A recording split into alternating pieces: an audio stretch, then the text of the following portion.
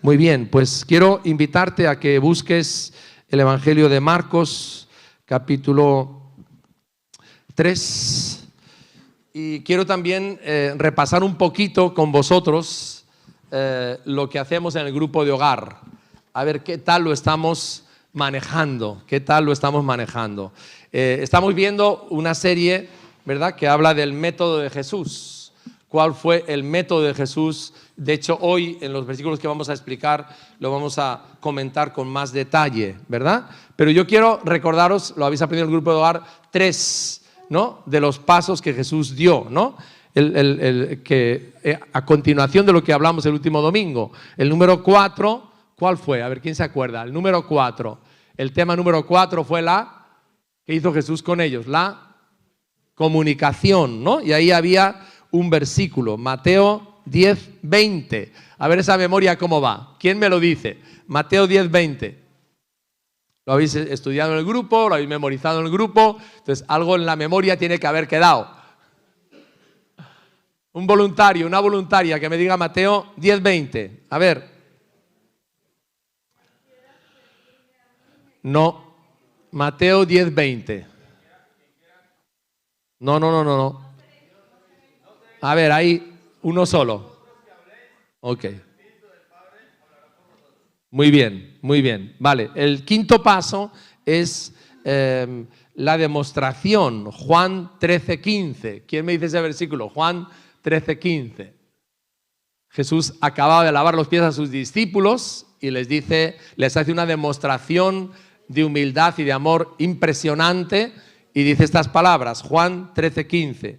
A ver, un voluntario, una voluntaria. Aquí, ya tenemos. A ver, Guadalupe.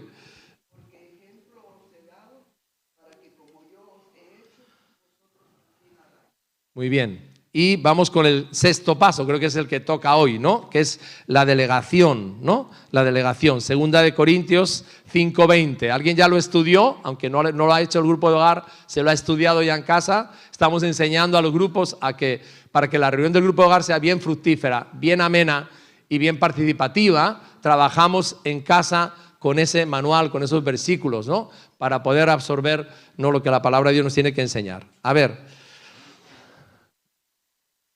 ¿Quién me lo recita? A ver, no me lo lee. No quiero que me lo leas de la Biblia. Eso es fácil. Sino que me lo recites. A ver, así que somos embajadores en el nombre de Jesucristo, como si Dios rogase. ¿Qué? ¿Qué ruega? ¿No? En el nombre de Jesucristo. ¿Qué es? Reconciliaos con Dios, ¿vale? Es el versículo que creo que vais a trabajar hoy. Muy bien. Bueno, pues vamos a tratar de situarnos en el Evangelio. Hemos buscado en el libro de Mateo y vamos a situarnos qué es lo que está viviendo Jesús. Estamos en el capítulo 3, como os he dicho, del versículo 1 al versículo 19. Vamos a ver hoy, pero yo quiero hacer un pequeño repaso de lo que hemos visto en el tiempo atrás. Marilyn estuvo haciendo una exposición el domingo pasado del Evangelio, de una parte, de un trozo, pero yo voy a ir hacia atrás, ¿no? Ella estuvo exponiendo Mateo 3, del 20 hasta el 35, pero nos queda la primera parte de este capítulo, del capítulo 3, que va del 1 al 19. Entonces, el domingo pasado ya vimos que en el capítulo 2 Marcos recoge, ¿no?, el conflicto espiritual que Jesús tiene con los líderes religiosos. Desde que Jesús empieza a predicar hay un choque frontal, hay un choque de trenes impresionante entre los religiosos y lo que Jesús enseña, ¿verdad? Y el choque es tan impactante. Fijaros, el otro día Marlene lo leyó, que dice que la familia de Jesús vinieron porque pensaban que Jesús estaba fuera de sí. O sea, ¿qué le está pasando? ¿No? Jesús estaba, digamos, confrontando todo el sistema religioso que había en su momento, ¿no? Y los religiosos reaccionan a esta frontal oposición del ministerio de Jesús por 3 razones fundamentales, que siguen siendo razones poderosas hoy cuando alguien se acerca a Jesús. La primera es que Jesús se llama a sí mismo hijo de Dios. Jesús no dice soy un político, vengo aquí para hacer milagros, vengo aquí para cambiar el orden social, ¿no? Él declara su identidad, yo soy hijo de Dios, ¿no? Y se proclama a sí mismo hijo de Dios, y eso choca frontalmente con los líderes religiosos. Lo segundo es que se atribuye el poder para perdonar pecados, y lo demuestra. Y eso es algo tan maravilloso, ¿verdad? Porque Jesucristo sigue perdonando pecados hoy. Jesucristo sigue transformando vidas hoy. Jesucristo sigue limpiando heridas hoy y cambiando a las personas completamente. Y lo tercero que irritó profundamente a esos líderes fue que Jesús demostró su autoridad y poder, primero para predicar la palabra, porque dice que predicaba de una forma completamente diferente a los religiosos. Lo segundo, para sanar enfermos. Lo tercero, para echar fuera demonios.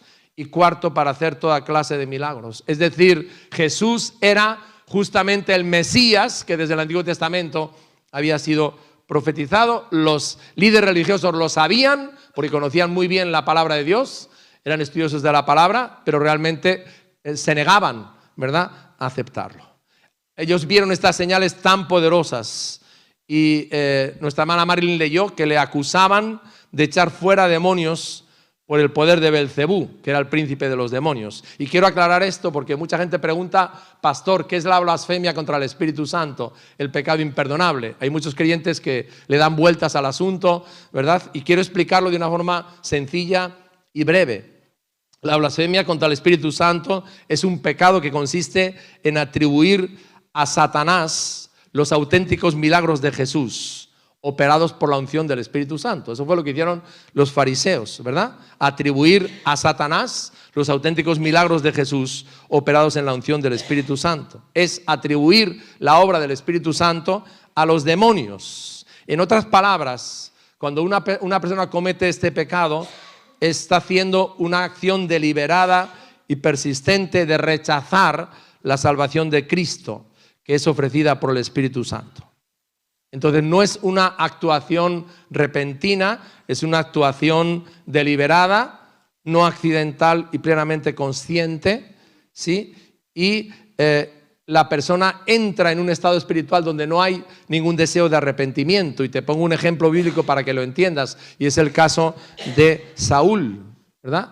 Saúl pecó contra Dios, Samuel le confrontó, pero él nunca se arrepintió de su pecado. ¿Y sabes cómo terminó? Suicidándose. No fue una coincidencia, no fue una casualidad. Simplemente es que él mismo se salió fuera de ese espacio donde realmente Dios podía restaurar su vida. Entonces, una persona que comete la blasfemia contra el Espíritu Santo cruza deliberadamente la línea y se sitúa voluntariamente fuera del alcance del Espíritu Santo para que le haga volver al arrepentimiento. O sea, la misma persona elimina cualquier posibilidad de salvación. La persona que blasfema contra el Espíritu Santo se hace ella misma reo de la perdición eterna. Y fijaros qué confrontación tan grande, ¿no? Leíamos el domingo pasado de Jesús con los líderes religiosos, ¿no? Ellos no creen que Él sea el Hijo de Dios, a pesar de que su predicación y sus obras son contundentes, son evidentes, se cumple la escritura que estaba profetizada en el Antiguo Testamento, ¿verdad? Y se ponen celosos de que la gente sencilla, lo hemos leído, se alegre del mensaje de Jesús, se maraville y le escuche con atención y le siga. Fíjate que Marcos dice grandes multitudes, estamos hablando de miles de personas seguían a Jesús, miles de personas escuchaban a Jesús, miles de personas eran ministradas por Jesús continuamente y los líderes religiosos no pueden aguantar esa situación, ¿verdad? Ahora, tengamos en cuenta algo, todo conflicto espiritual cuando hacemos el ministerio es algo normal por dos razones.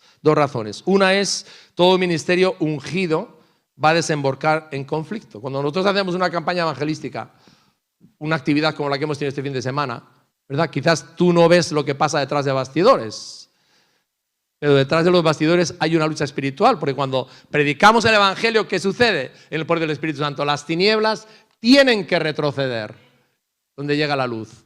Luego hay un conflicto, evidentemente, ¿verdad? Y muchas veces los generadores de esos conflictos son líderes religiosos. Quiero que leas conmigo en Juan, porque Jesús ya nos lo ha advertido. Juan capítulo 15, versículo 20. Aquí Jesús les está hablando de lo que les pasará a ellos cuando Él se vaya y cuando hagan la misión que les ha encomendado. Juan capítulo 15, versículo 20, y dice así: acordaos de la palabra que yo os he dicho, el siervo no es mayor que su señor. Si a mí me han perseguido, también a vosotros os perseguirán. Si han guardado mi palabra, también guardarán la vuestra. Sin embargo, es curioso, hermanos, porque el conflicto espiritual no detiene el ministerio.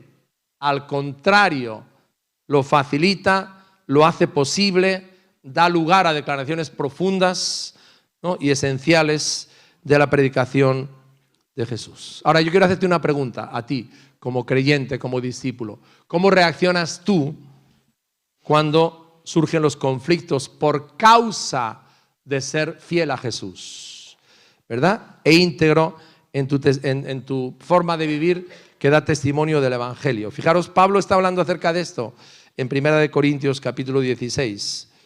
Y mira lo que él expresa, ¿no? Porque si alguien vivió conflictos fuertes aparte de Jesús por el Evangelio, fue Pablo, ¿verdad? Pablo nos cuenta cuántas veces estuvo a punto de ser eliminado, ¿no?, por los líderes religiosos. Bien, 1 Corintios capítulo 16, versículo 8 y 9. Dice así: pero estaré en Éfeso hasta Pentecostés, porque se me ha abierto una puerta grande y eficaz. Ahora, la segunda parte de la frase es la que no nos encaja. Y muchos son los adversarios. O sea, Pablo estaba viendo un conflicto impresionante. Y dice, en medio del conflicto, en medio de la confrontación, se me ha abierto una puerta grande y eficaz. Y eso es lo que quizás a nosotros, en nuestra mentalidad de hoy, no nos encaja mucho, ¿verdad? Pero es así, es así. Dios permite que vengan conflictos a nuestra vida para que realmente surjan oportunidades maravillosas de predicar el Evangelio.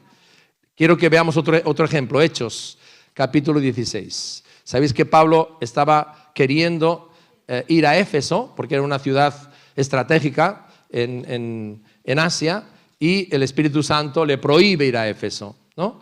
Y hay un varón macedonio que se le aparece en visión que le dice, ven a ayudarnos aquí. Así que Pablo, el Espíritu Santo lo estorba, y a raíz de ese estorbo empieza a plantar la primera iglesia de Europa con una mujer que era vendedora de púrpura, era una negociante, ¿verdad? Una comerciante, con ella empieza, y en la medida que se van avanzando, pues dice que Pablo, cuando subía a orar, encontraba a una muchacha esclava a quienes sus dueños la usaban para adivinación. Y la muchacha, cuando Pablo y Bernabé pasaban al lado de ella, ¿qué hacía él? Él revelaba, estos son los siervos del Dios Altísimo.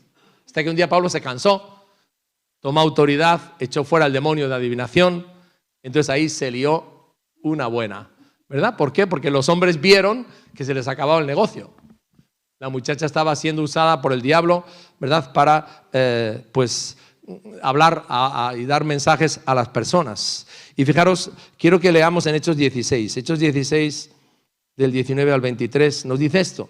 Pero viendo sus amos que había salido la esperanza de su ganancia, prendieron a Pablo y a Silas y los trajeron al foro ante las autoridades. Y presentándolos a los magistrados, dijeron, estos hombres, siendo judíos, alborotan nuestra ciudad, una acusación falsa, y enseñan costumbres que no nos es lícito recibir ni hacer, pues somos romanos. Ahora, dice, se agolpó el pueblo contra ellos, y los magistrados, rasgándoles las ropas, ordenaron azotarles con varas. Después de haberles azotado mucho, los echaron en la cárcel, mandando al carcelero que los guardase con seguridad. Un tremendo conflicto, un tremendo alboroto, ¿verdad? Pero ¿qué pasó en medio de ese gran conflicto? Todos sabemos, ¿no? Hubo un terremoto en la cárcel, y a raíz de ese terremoto el carcelero y su familia, ¿no? Se convirtieron al Señor. Entonces los conflictos espirituales, ¿no?, que surgen en nuestra vida por causa de ser fieles al Señor, de cumplir su llamado y su misión, Dios los usa como grandes oportunidades para predicar el Evangelio. Entonces, es muy importante que nosotros podamos ver estas situaciones desde el punto de vista que Dios las ve, ¿verdad? Cuando Dios permite que nos veamos envueltos en conflictos por causa de nuestra fe, de nuestro testimonio o de nuestra integridad, ¿qué es lo que Dios quiere hacer en nuestra vida? Bueno, lo tienes aquí en la pantalla, ¿no? Primero, ayudarnos a madurar y crecer en carácter. Pablo les decía a los recién convertidos, fíjate, ¿sabes lo que les decía a los recién convertidos? No les decía, como os habéis entregado a Cristo, vais a tener un chalet y un coche nuevo, etcétera. Les decía, porque es necesario que a través de muchas tribulaciones entremos en el reino de los cielos. Eso es lo que Pablo les predicaba. O sea, esperad tribulaciones, esperad conflictos por ser cristianos. Entonces, hay aquí varios aspectos importantes que el conflicto hace a nuestra vida, ¿verdad? El primero es madurar y crecer en carácter. El segundo, aprender a depender totalmente de Dios. El tercero es conocer el carácter de Dios y experimentar sus milagros en el conflicto. En cuarto lugar, que el Evangelio se ha dado a conocer. Pablo escribió a los filipenses y le dice, estoy en la cárcel. Pero fíjate, por causa de este conflicto, muchos han escuchado el Evangelio. De otra forma no habría sido así, ¿no? Otro fin que Dios tiene con el conflicto es que el reino de Dios se extienda, y el último es llevar a cabo sus propósitos. El otro día me mandaron un vídeo que me dejó conmovido. Y era una mujer, una pastora de Irán. Y ella decía, la iglesia de Irán, a lo mejor esto, por supuesto, no lo sabes porque no está en las noticias, es la iglesia que más está creciendo del mundo, porque es la iglesia que más está sufriendo en el mundo.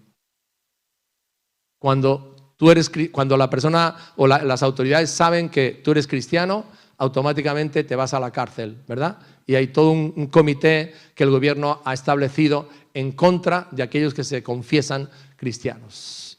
Y ella decía, fui a parar a la cárcel después de convertirme. Me detuvieron, me mandaron allí, me juzgaron. Sin embargo, doy gracias a Dios por las oportunidades que Dios nos dio de predicar a los guardias, ¿no?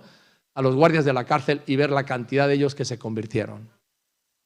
Así que reaccionar espiritualmente ante los conflictos nos hace madurar, ¿no? ¿Para qué? Para ver el conflicto, que es doloroso, desde la perspectiva de Dios. Todo ayuda para bien, ¿no?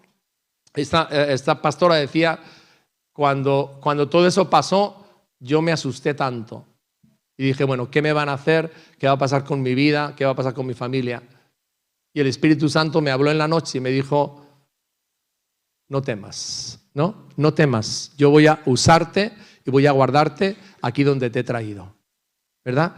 Entonces, sabemos que todas las cosas son para bien, ¿no? En segundo lugar, aprender a gozarnos y dar gracias a Dios, porque te aseguro una cosa, Dios va a sacar algo bueno de eso. Esa es mi fe con Max y con Ángela. Les he dicho desde el principio, ¿verdad? Es un accidente, sí, y es un accidente que pues nos conmueve, pero yo estoy seguro porque vosotros tenéis vuestras vidas consagradas para servir al Señor, que Dios va a sacar algo bueno de esta situación. Amén. En tercer lugar, estar listo para dar testimonio y ser instrumento de Dios. En esas situaciones de conflicto hay tantas oportunidades para dar testimonio y ser instrumentos de Dios. Y el otro aspecto importante en nuestra vida es depender del Espíritu Santo. Porque la promesa la hemos recitado antes. Él nos va a decir qué tenemos que en ese momento contestar o responder. Él va a estar con nosotros y Él nos va a dar la palabra que tenemos que responder. Entonces vamos a meternos en el texto de hoy, que todavía no lo hemos leído, ¿verdad? Y como veis, hay dos incidentes. Uno es el incidente del ayuno y el otro es el debate sobre el día de reposo, ¿no? Y ambos incidentes hay un choque muy grande y elevan la tensión entre Jesús y los líderes religiosos a un nivel muy alto. ¿Por qué? Porque ellos rechazan lo que Jesús predica, que es la gracia y la misericordia, ¿verdad? No quieren admitir que el reino de Dios ha llegado, que Él es el Mesías y que ahora comienza un tiempo de gracia es dispensado por Dios. Vamos a leer Marcos, capítulo 3, del 1 al 19. Dice, otra vez entró Jesús en la sinagoga y había allí un hombre que tenía seca una mano. Y le acechaban para ver si en el día de reposo le sanaría a fin de poder acusarle. Entonces dijo al hombre que tenía la mano seca, levántate y ponte en medio. Y les dijo, es lícito en los días de reposo ¿Hacer bien o hacer mal? ¿Salvar la vida o quitarla? Es una pregunta retórica, que todos sabemos cuál es la respuesta. Pero ellos callaban. Entonces, mirándolos alrededor con enojo, entristecido por la dureza de sus corazones, dijo al hombre: extiende tu mano. Y él la extendió y la mano le fue restaurada sana. Lucas dice que era la mano derecha. Y salidos los fariseos tomaron consejo con los herodianos contra él para destruirle, para matarle. Mas Jesús se retiró al mar con sus discípulos y le siguió una gran multitud de Galilea y de Judea, de Jerusalén, de Idumea, del otro lado del Jordán y de los alrededores de Tiro y de Sidón. Fijaros toda el área que está aquí abarcando. Estamos hablando de miles de personas de diferentes lugares geográficos que seguían a Jesús, ¿verdad? Y nos dice, oyendo cuán grandes cosas hacía, grandes multitudes vinieron a él. Y dijo a sus discípulos que le tuviesen siempre lista la barca a causa del gentío para que no le oprimiesen. O sea, Jesús no podía estar entre la gente porque todo el mundo se le echaba encima para tocarle y para ser sanados, y determinó que iba a predicar desde la barca, ¿no? Para poder ministrar en condiciones adecuadas. Porque había sanado a muchos, de manera que por tocarle, cuantos tenían plagas caían sobre él. Y los espíritus inmundos, al verle, se postraban delante de él y daban voces diciendo: tú eres el Hijo de Dios. Qué contradicción, ¿verdad? Para los escribas y fariseos que conocían la palabra de Dios y las profecías del Antiguo Testamento, se negaban a recibir a Cristo como el Hijo de Dios, y los demonios eran los primeros, ¿verdad?, en confesar esta verdad y esta realidad. Mas él le reprendía mucho para que no le descubriese. Después subió al monte y llamó así a los que él quiso y vinieron a él. Fijaros que dice, llamó a los que él quiso. Jesús escogió entre todos los discípulos a 12 y estableció a 12 para que estuviesen con él y para enviarlos a predicar, y que tuviesen autoridad para sanar enfermedades y para echar fuera demonios. Y ahora los nombra uno por uno: a Simón, a quien puso por sobrenombre Pedro, a Jacobo, hijo de Zebedeo, y a Juan, hermano de Jacobo, a quienes apellidó Boanerges, esto es, hijos del trueno, a Andrés, Felipe, Bartolomé, Mateo, Tomás, Jacobo, hijo de Alfeo, Tadeo, Simón el cananista y Judas Iscariote, el que le entregó, y vinieron a casa. Bien, hasta ahí vamos a leer hoy. Fijaros, Jesús tiene una confrontación muy clara con el legalismo. Hay un choque entre lo que es la gracia que él predica y lo que es el legalismo. Y para ministrar a la gente, Jesús hace algo intrépido, tremendamente intrépido. Imagínate la sinagoga llena de gente, ¿no? Y este hombre con la mano en esta condición. ¿Y qué hace Jesús? Le manda a ponerse en el medio de toda la gente, ¿no?, en la sinagoga.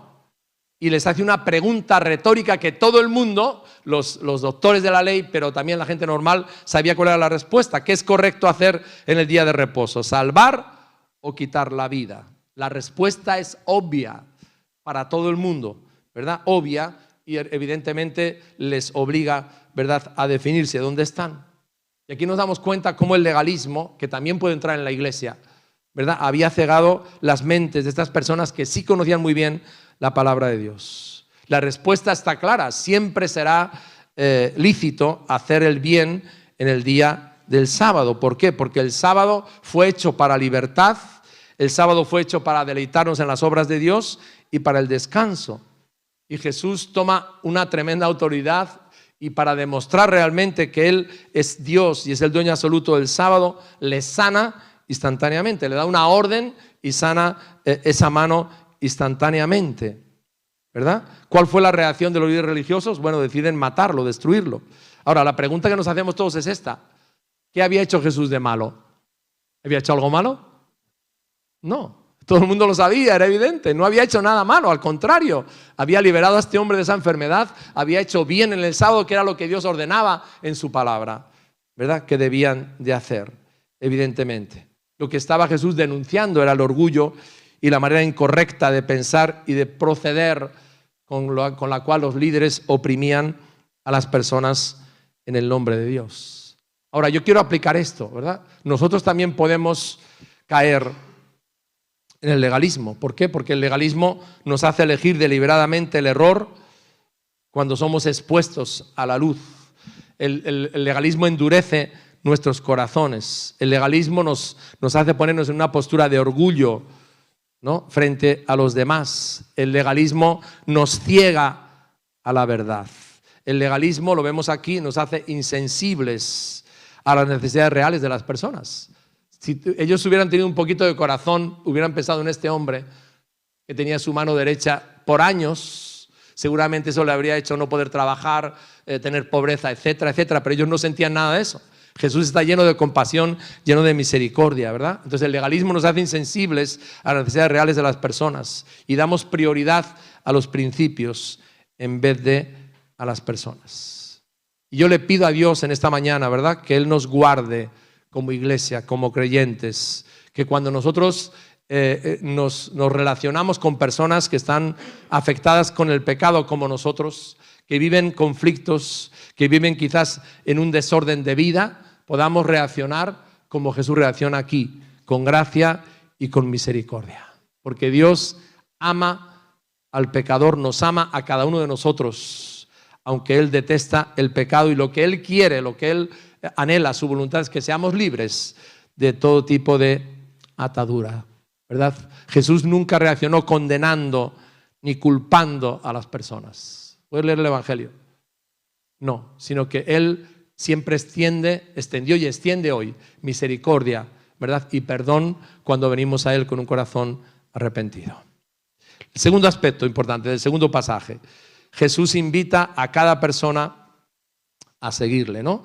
Fijaros que Marcos toma del versículo 7 al versículo 12 una serie de detalles muy claros, ¿no?, de las personas que seguían a Jesús. Está claro en este pasaje y en todos los evangelios que el ministerio de Jesús fue multitudinario. O sea que en esa etapa, la etapa, digamos, del principio, Él consiguió reunir a su alrededor miles de personas, ¿no? Y lógicamente eso llamaba la atención tanto de los políticos, pero sobre todo de los líderes religiosos.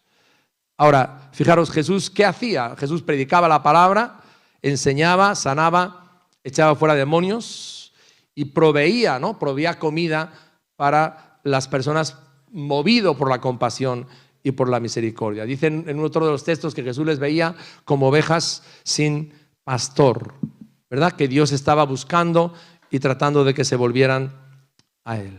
Sin embargo, fijaros, en medio de toda la actividad, Jesús tiene un mensaje claro y directo para cada persona que le está escuchando, ¿no? Y es invitarles a que le sigan de una forma comprometida e individual como discípulos. Y quiero resaltar algo en este pasaje, y lo vamos a contrastar con Lucas, ¿verdad? Jesús mostró su compasión y su misericordia, vio el estado de la multitud, que estaban desamparados y dispersos, pero, escucha, nunca rebajó sus demandas de compromiso. ¿Por qué? Porque existe una forma de trabajar que se llama el populismo, ¿no? ¿Populismo qué hace? Bueno, demos a la gente lo que la gente quiere tener. Y hermanos, yo veo una gran diferencia entre otros liderazgos y el liderazgo de Jesús. Jesús tuvo un corazón compasivo, ¿verdad? Ministró a las multitudes, las atendió debidamente, pero nunca Él rebajó las demandas de compromiso. Y Lucas nos muestra esto muy claro. Lucas 14, 25. Dice aquí, grandes multitudes iban con Él. Otra vez hace la misma afirmación, grandes multitudes, miles de personas. Ahora fíjate este gesto. Volviéndose a esos miles de personas les dijo, si alguno viene a mí y no aborrece, que en lo original significa no ama menos, a su padre y madre y mujer e hijos y hermanos y hermanas y aún también su propia vida, no puede ser mi discípulo. Qué valiente es Jesús, ¿verdad? Miles de personas. Ahora les dice algo que a ninguno de nosotros nos gusta oír, porque el compromiso, creo que lo has visto muy claro, no está de moda y no ha estado nunca de moda. Sin embargo, Jesús no es populista. Jesús les dice, si me queréis seguir, si queréis la vida plena y abundante de la cual yo estoy predicando, tienes que comprometerte conmigo.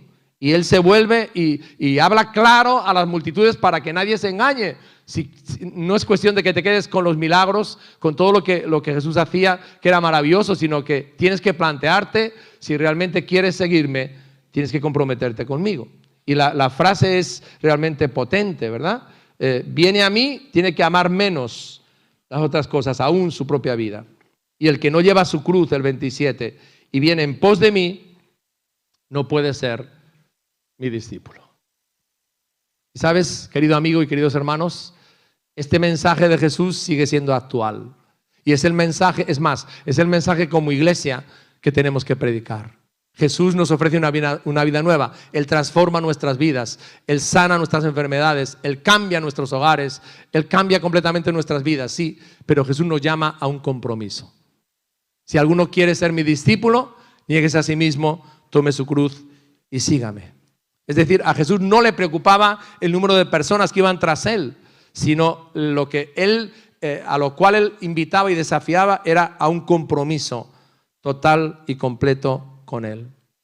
Y sabes, el Evangelio nos llama a condiciones radicales, porque en aquella época cuando alguien veía a alguien caminando por las calles con el madero de la cruz, ya sabía claramente dónde iba, ¿no? Iba a la muerte, ¿no? Y la imagen aquí es tremendamente poderosa, ¿no? Si alguno no toma su cruz, si no decide morir a su vieja naturaleza, ¿verdad?, no puede ser mi discípulo. Es una demanda tan clara a la renuncia, ¿verdad?, y a pagar un costo por el discipulado. Hermanos, esa demanda de Jesús también es para hoy y es para cada uno de nosotros, ¿no? Entonces, el ser un discípulo de Jesús es una vida radical, es una vida de compromiso. Y ese discipulado es lo que realmente nos lleva a cada uno de nosotros a un proceso de transformación, a un proceso de cambio. Jesús no estaba obsesionado con los números, ni obsesionado con las multitudes, ¿verdad? Lo que Jesús estaba predicando y estaba, transmitiendo era la importancia de un compromiso radical para vivir la vida plena que Él tiene para nosotros. Y creo que hoy en día estamos viviendo en un ambiente espiritual y social donde todo se rebaja, ¿verdad? Los principios morales se han cambiado, lo que es pecado y lo que no es pecado, lo que es bueno y lo que es malo se ha cambiado, y hay un criterio social. ¿Te has dado cuenta de esto? Y es que algo es bueno si todo el mundo lo acepta como bueno. Entonces, a la hora de establecer los criterios, se establece las mayorías. Si la gran mayoría lo aprueba, entonces quiere decir que eso es correcto. Bueno, ¿tú te has dado cuenta de algo? En la Biblia las mayorías siempre estaban equivocadas. Estaban equivocadas. Una gran mayoría le pidió a Pilatos que crucificara a Jesús. Una gran mayoría, ¿no? Una gran mayoría.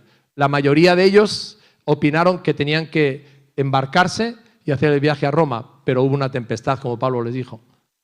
¿Sí? La gran mayoría de ellos decían que no entraran en la tierra prometida. Solamente 2, entre 2 millones solamente 2, ¿verdad? Se plantaron y creyeron. Entonces, hoy en día, hermanos, amigos, esa es la realidad. Jesús nos llama a una vida de compromiso, ¿no? Si alguno quiere ser mi discípulo, niéguese a sí mismo, tome su cruz y sígame, ¿verdad? Él no tiene el criterio de las mayorías. Vamos al punto 3. Jesús llama al ministerio. Fijaros que cuando Jesús empieza su ministerio, Él tenía un plan perfecto y una estrategia sencilla para cumplir su propósito. El propósito de Jesús, ¿cuál fue? Redimir la humanidad y establecer la iglesia. ¿Y el método de Jesús cuál fue? El método de Jesús es un método tan poderoso pero tan sencillo: las personas. Jesús se centró en las personas. En las personas. Y todavía hoy, el método de Dios son las personas para ganar el mundo, ¿verdad? Jesús ministró a las multitudes, estamos diciendo, las atendió, no las abandonó, pero ¿sabes algo? En los evangelios, al leerlo, te das cuenta de que dedicó mucho tiempo. Yo diría la mayor parte de su tiempo la invirtió en 12 hombres. Dedicó su tiempo a ellos, ¿no? Porque sabía que cuando Él se marchara, ellos eran los que tenían que seguir adelante con la obra que Él había empezado y establecer la iglesia. Y Jesús quería dejar a esos hombres bien preparados y bien entrenados. Entonces, de la fidelidad de estos 12 hombres y de la lealtad dependía todo, ¿no? Jesús no tuvo un programa para reclutar a las masas, ¿no? Sino que Él se reprodujo en 12 hombres que Dios usó para ganar el mundo. Entonces, aquí Marcos nos lleva a ese momento donde entre todos aquellos que habían decidido seguirle, ¿verdad? Jesús escoge, lo tenemos en el versículo 13, Jesús escoge a 12 de ellos. Ahora, me gusta lo que Lucas explica, cómo hizo Jesús esa elección. Bueno, vamos a leer un momentito en Lucas 6 para que entendamos esa elección tan importante, cómo la hizo Jesús. Lucas capítulo 6, versículo 12 y versículo 13. Dice, en aquellos días Él fue al monte a orar y pasó, fíjate, la noche entera orando a Dios. Eso te da idea de lo clave, lo decisivo que era para el plan de Jesús escoger bien a esos 12 hombres. Estuvo toda la noche entera orando, consultando con el Padre. Y cuando era de día, llamó a sus discípulos y escogió, entre todos los discípulos que tenía Jesús, escogió a 12. Sí, lo deja bien claro aquí la palabra de Dios, ¿no? Eran personas que ya habían respondido al llamado del discipulado. Jesús llevaba tiempo conviviendo con ellos, pero ahora establecería 12. El número 12 significa gobierno, es el número de las tribus de Israel, ¿verdad? Evidentemente, después de haber orado toda la noche. Ahora, ¿qué clase de personas buscó Jesús? ¿Qué requisitos puso en ellos? Pues fijaros, no eran ricos, ninguno de los 12, no eran intelectuales con una gran preparación académica, no eran personas influyentes políticamente hablando, no provenían de familias nobles y distinguidas, pero eran 12 personas comunes, sencillas, dispuestas, ¿no? Personas que vivieron una asociación íntima y constante, pasaron tiempo de calidad con Jesús, personas dispuestas a la obediencia como muestra de un amor verdadero hacia Él, a la disciplina, al sometimiento a la autoridad, ¿no? Personas leales, fieles y dispuestos a todo, que iban a asumir un compromiso radical. ¿Te acuerdas? Dice, y dejándolo todo, le siguieron. Eso es muy fuerte, ¿eh? Dejándolo todo, dice de varios de ellos, le siguieron, ¿no? Entonces, hoy en día, Jesús sigue llamando a los discípulos a la misión. Y yo le pido a Dios en esta mañana que Él abra nuestros oídos. Él sigue llamando a sus discípulos a la misión. Y hay tres elementos importantes, no sé si lo tenemos en la siguiente, que yo quiero destacar, ¿verdad? Uno es el llamado, ¿no? Nadie debe atreverse a estar en el ministerio sin un llamado. Si tú no tienes un llamado, mejor no te metas al ministerio, ¿verdad? El llamado es algo fundamental, es algo esencial en el ministerio, porque la obra es de Él y Él llama a sus obreros. Aquí dice, Marco lo dice muy claro, les llamó, ¿no? Hay un llamado, ¿no? El llamado es una experiencia inconfundible que marca a la persona para toda su vida. Él llama a quien Él quiere. Y es fundamental y es esencial, ¿verdad? Antes de entrar en el ministerio, que realmente haya un llamado en nuestras vidas. La respuesta al llamado, dice que vinieron a Él. O sea, les dio un sí a Jesús. Le dieron un sí a Jesús y renunciaron a todo lo demás, ¿no? Y en tercer lugar, es Dios el que da el ministerio. Hay personas que dicen, yo tengo un ministerio, como si el ministerio fuera propiedad de ellos, pero el ministerio lo da Dios. Nosotros no nos ponemos en el ministerio. Jesús le nombra apóstoles. Y hoy en día tenemos una corriente que está dañando mucho al cuerpo de Cristo y es aquellos que se nombran apóstoles. Y para ellos el apostolado es hoteles de 5 estrellas, vivir en el lujo, etcétera, etcétera, ¿verdad? Apocalipsis dice que son falsos apóstoles, porque nadie se nombra a sí mismo apóstol. Jesús les llamó. Pablo, cuando habla del apostolado, Gálatas capítulo 1, versículo 1, fíjate lo que dice Pablo aquí, hablando de lo que es el verdadero apostolado al cual Dios le llamó a él. Y está diciéndoselo esto a los Gálatas, que lo habían puesto en entredicho. Dice Gálatas 1:1, Pablo, apóstol, no de hombres, ni por hombres, sino por Jesucristo y por Dios el Padre, que lo resucitó de los muertos. Entonces, la iglesia local reconoce el llamado.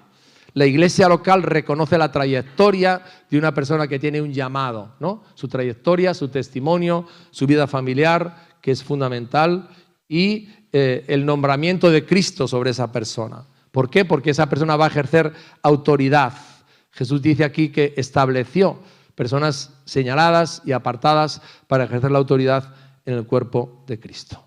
Entonces, fijaros cuáles eran los 3 elementos que Jesús marcó, las 3 prioridades en el ministerio de los apóstoles. Son sencillas, ¿verdad? La primera dice, les escogió para estar con Él, la comunión con Jesús. El ministerio no es un oficio, no más, ¿verdad? El ministerio es un servicio que tiene que ver esencialmente con mi comunión con Jesús, mi relación íntima con Él. Él es la prioridad más importante de todo ministerio. No es lo que hacemos, sino es lo que somos. Fíjate en Mateo capítulo 7, Jesús enfatiza este aspecto también de una manera clara. Mateo capítulo 7, versículo 22. Dice así Jesús, Mateo 7, 22. Dice Jesús, muchos me dirán en aquel día, Señor, Señor, ¿no profetizamos en tu nombre?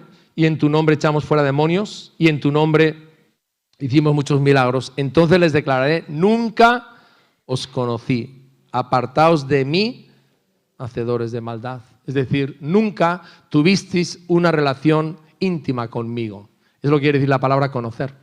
Habéis hecho cosas, sí, pero nunca tuvisteis una relación íntima conmigo. Les escogió para estar con Él. Lo segundo, les dio una misión.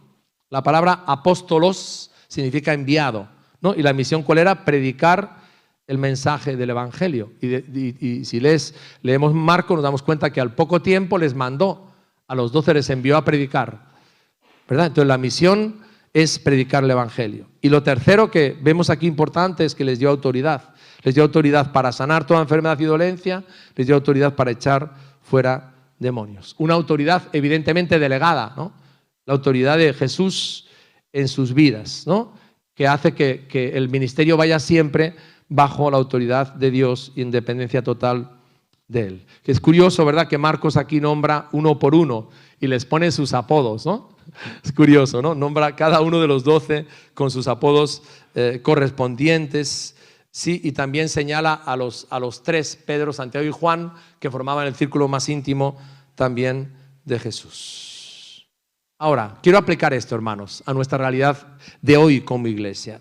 Tenemos que tener muy claro que la iglesia no consiste simplemente en números, ¿verdad? No consiste en números, y somos una iglesia que queremos vivir un crecimiento constante, un ensanchamiento constante y genuino, ¿verdad? La gran comisión, ¿sabes dónde hace el énfasis? En hacer discípulos. Ese es el énfasis de la gran comisión.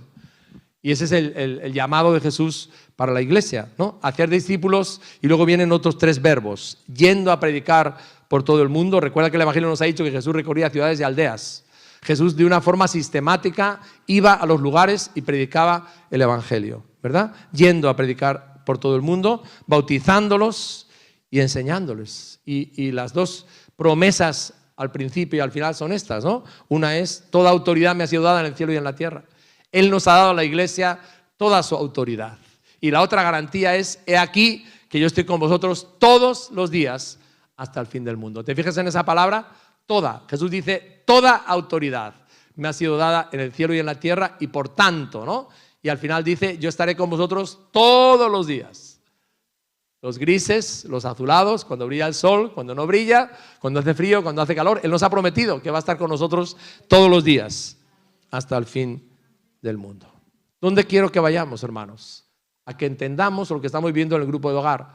¿Cuál fue el método de Jesús? El método de Jesús, hermanos, fue reproducirse en estos 12 hombres. El método de Jesús fue el discipulado. Yo quisiera, hermano, que tú pudieras entender esto, ¿verdad? Dios te llama, Dios me llama, Dios nos llama como iglesia a que hacer discípulos es la esencia de la misión que Él nos ha encomendado. Ahora, discipular a otra persona, darle tu tiempo, ¿no? Y para que la persona sea, la obra del Espíritu Santo sea en ella a través de la palabra y se produzca un cambio, es una labor lenta, Es más, es una labor dolorosa e incluso te diría algo, a veces aburrida. Pero sin embargo, el resultado final que Jesús obtuvo formando a estos 12 hombres, ¿cómo fue? Brillante. Fue realmente brillante, ¿verdad? Y creo, hermanos, que una de las grandes tareas que tenemos como iglesia que entender hoy es precisamente que cada uno de nosotros discipulemos a otra persona, ¿no? Porque eso fue el enfoque de Jesús. Jesús discipuló a unos pocos, invirtió su tiempo, esos 3 años y medio, en unos pocos, para que ellos, ¿no?, pudieran pastorear a las multitudes.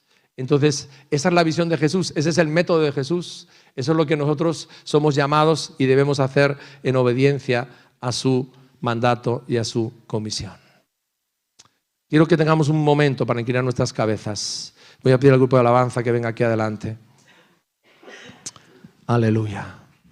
Y quiero, primero que todo, que aquellos que ya somos cristianos, aquellos que ya nos hemos comprometido con Jesús, podamos responder a lo que Jesús hoy nos habla, ¿verdad? Lo primero es, Señor, quiero examinar mi vida, si hay legalismo en mi forma de proceder, en mi forma de tratar con aquellos que están viviendo una vida difícil. Quizás no tienen una respuesta, no tienen un propósito. ¿Cuál es mi actitud? ¿Cuál es tu actitud? Tenemos un corazón lleno de compasión y de misericordia como Jesús la tuvo con este hombre de la mano seca. Aleluya. ¿Cuál es nuestra reacción? ¿Cuál es nuestra percepción, ¿verdad? Como iglesia. Yo le pido al Señor en esta mañana que Él nos limpie de todo legalismo, que nos haga tener esa compasión que Él tiene por aquellas personas que están en necesidad, sea necesidad física, emocional o espiritual. Aleluya. Gracias, Jesús. ¿Qué clase de vida estás viviendo tú con el Señor? ¿Realmente le has dado una respuesta de compromiso? ¿Quieres vivir esa vida de discípulo y no solamente calentar la silla cada domingo? Porque Jesús fue claro en el compromiso. Si alguno quiere ser mi discípulo, niéguese a sí mismo, tome su cruz y sígame. Y esa demanda es igual hoy en día. Ese reto es en contra de la corriente, también hoy para nosotros. Ese es un mandato que realmente nos desafía a perder nuestra vida a los ojos del mundo y ganarla para Dios. Y en tercer lugar, queridos hermanos, Él sigue llamando. Aquí entre vosotros hay personas que están sirviendo en diferentes áreas de la iglesia, de diferentes maneras, pero Él sigue llamándonos. Amén. Nos sigue llamando como a sus discípulos a la misión. Y la misión empieza primero estando con Él. En segundo lugar, en nuestra vida cotidiana, poder compartir el Evangelio con las demás personas. Y en tercer lugar, hacer discípulos. Y es muy importante que en esta mañana nos paremos y nos detengamos al mirarnos al espejo de la palabra y podamos decirle: Señor, quiero obedecerte, quiero responderte al llamado. Quizás soy una persona que he venido a la iglesia y estoy viniendo para consumir simplemente, pero no estoy dispuesto a dar de mi tiempo, de todo aquello que Dios me ha dado para servir, para ministrar a otros. Y hoy es un día para hacer ese cambio.